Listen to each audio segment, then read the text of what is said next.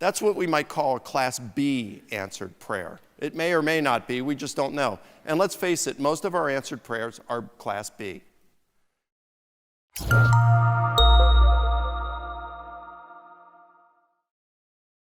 And then fourth, you've got extreme answered prayer.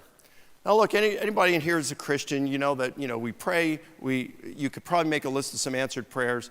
I prayed before I flew down here from Atlanta yesterday, God, get me there safely. Well, the fact that I arrived in Austin safely, was that an answered prayer? Maybe, maybe not, I don't know. Maybe the plane was going to have some problems and it didn't after all. I don't know. That's what we might call a Class B answered prayer. It may or may not be, we just don't know. And let's face it, most of our answered prayers are Class B.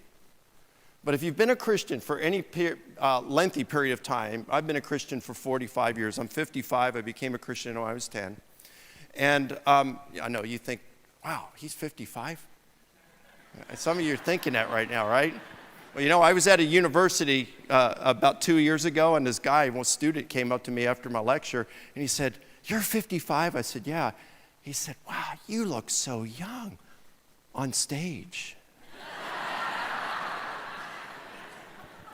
You get close up, you see the crow's eyes and stuff, you say, "Oh yeah, he's 55.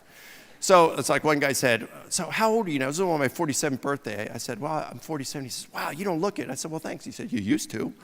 So anyway, most of our prayers, sometimes there are Class A answered prayers. These are like extreme answered prayers, radically answered prayer. There's just too much there to think of them as just being coincidence. I could probably name about a handful of those that I've experienced over my 45 years of being Christian. Let me give you one, though, and it's not for me. And there's a reason I'm going to give this for someone else. It's from an atheist, someone who is today an atheist, someone who is an atheist today, but when this happened was a Christian. He told me, we were going in an email exchange. This was, I don't know, less than 10 years ago. And he said, yeah, resurrection, yeah, I still don't buy it. And I said, well, there's miracles, there's answered prayers. Yeah, I've been there, done that. You see, I used to be a Christian. And my dad was a deacon in a church, and we went to church, and we had this all-night prayer meeting. It was a small church, but we really needed money. And we had this all-night prayer meeting. Well, now I'm going to pick up with the email and quote him verbatim. One time my church desperately needed $7,641 in order to keep going.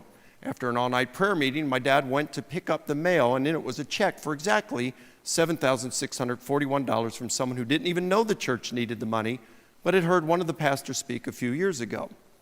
My dad contacted the giver, and she said that after she'd heard the pastor speak, she felt God wanted her to put some cash in an annuity and give it to our church.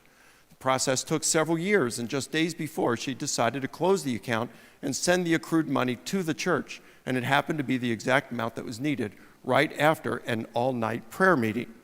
Now, this is an atheist telling me this, and a few lines later, he writes this. Huh? Whoa. All right, so we got to start all over again.